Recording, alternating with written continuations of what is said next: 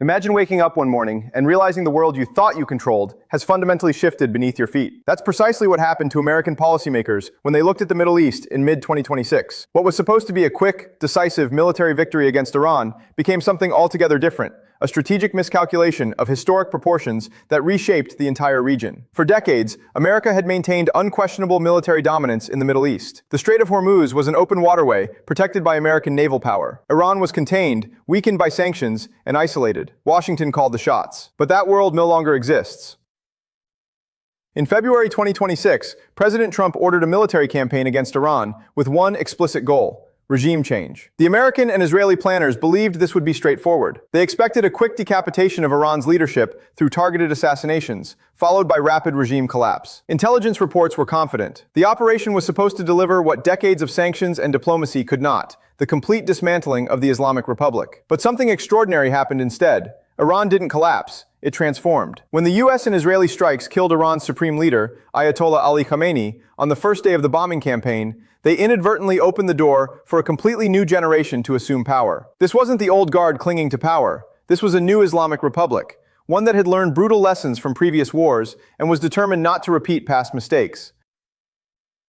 The new leadership, dominated by the Islamic Revolutionary Guard Corps, brought something fundamentally different to governance. They separated revolution from statecraft. Where the founding generation had been driven by ideology, grievance, and the weight of historical trauma, this new generation brought technocratic discipline, clear-eyed pragmatism, and a pure focus on national survival. The true genius of Iran's response lay in what happened between the June 2025 war and the February 2026 conflict. Iran had 8 months to adapt, and it used every single moment with surgical precision. The Iranian military reorganized itself from a traditional conventional force into something far more sophisticated, a network of distributed asymmetric capabilities designed to exploit American and Israeli vulnerabilities. They understood they couldn't match Western firepower, so they didn't try. Instead, they studied the exact assumptions their enemies were making and systematically dismantled them.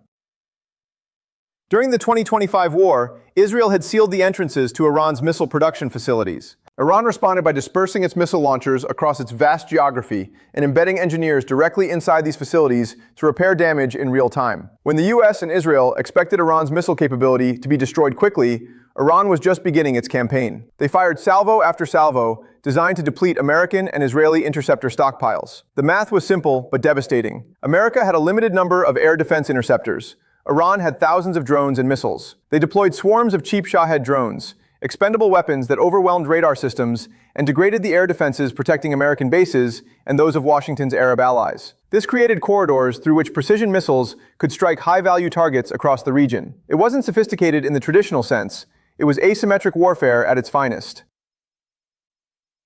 But the most consequential development of all was something that American strategists had dismissed as impossible: Iran's seizure of control over the Strait of Hormuz. For 4 decades, Washington had assumed that if conflict erupted, American naval power would immediately destroy Iran's surface fleet, making it impossible for Tehran to threaten global shipping. This assumption was wrong. Iran didn't need a traditional navy. Using drones, fast attack boats, and the threat of mines, Iran methodically exercised control over waters through which roughly 20% of the world's oil passes. One Iranian analyst summed it up perfectly: "Sanctions relief is not important for us anymore because we know it won't come.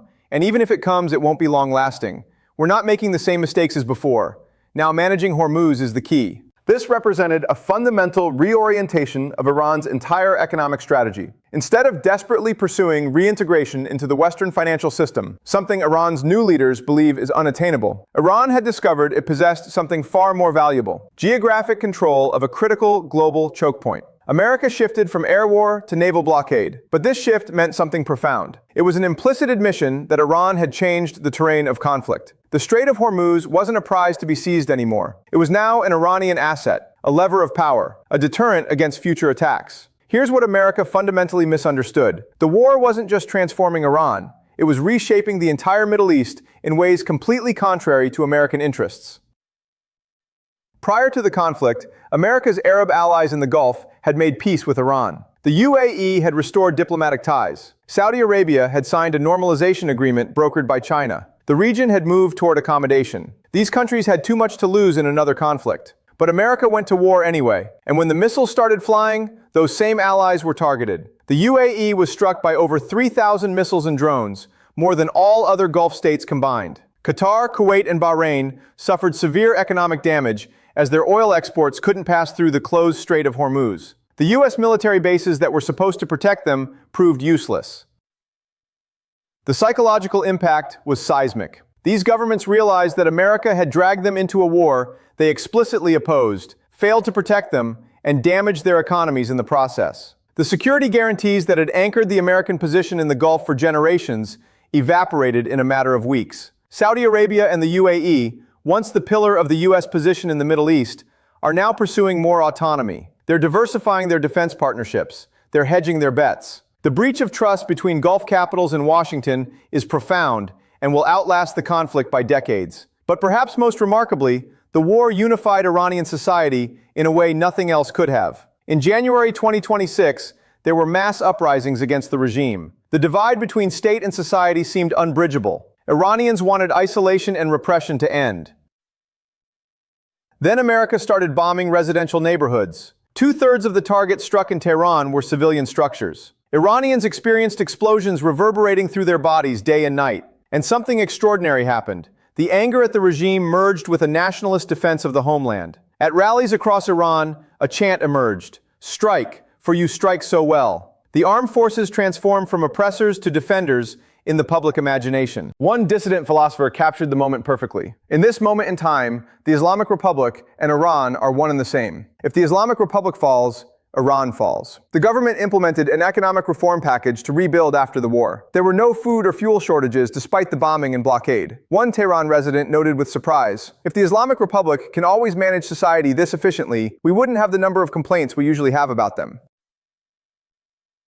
The regime wasn't becoming more liberal, it was becoming something more interesting and dangerous, a nationalist state. The test of political loyalty shifted from, "Are you Islamic enough?" to, "Are you Iranian enough?" Islamic ideology didn't disappear, but it was subordinated to nationalism and statecraft. President Trump had set out to achieve several goals: change the Iranian regime, decimate its nuclear program, degrade its armed forces, inspire Iranian protesters, and demonstrate American power and credibility. He achieved almost none of these objectives. Instead, he gave Iran unprecedented control over the Strait of Hormuz, severely undermined American soft power globally, fractured American alliances in the region, and replaced an elderly, unpopular supreme leader with a younger, more confident, military-dominated regime that had proven it could stand against the world's greatest military power. The irony is stunning. America tried to weaken Iran and ended up strengthening it. Iran's new leadership believes with genuine confidence that they have won the war. They don't see themselves as a weakened state seeking sanctions relief through diplomacy. They see themselves as a triumphant power that has earned strategic depth and must now consolidate those gains. This confidence isn't arrogance. It's based on concrete achievements. Iran controlled the Strait of Hormuz for months. It inflicted heavy damage on 16 American military bases. It forced the closure of one of the world's most critical energy choke points. It survived an aerial bombing campaign by the world's most advanced military powers. It generated nationalist support among its own population. Iran is now deepening its strategic partnership with China, viewing Beijing as a partner for reconstruction and long-term cooperation.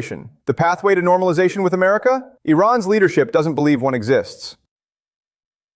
What happened in 2026 will be studied as one of the great strategic miscalculations in modern history. America thought it was conducting another regime change operation. Instead, it was presiding over the birth of a new regional order, one less defined by American primacy than by multipolarity, with Iran as an integral rather than marginal actor. The Middle East that emerges from this conflict will be fundamentally different. America's position has been damaged in ways that will take decades to repair. Iran's position has been strengthened, and the regional players who once looked to Washington for security are now learning to stand on their own. The world didn't end. The American-led order in the Middle East did, and nobody saw it coming quite like this.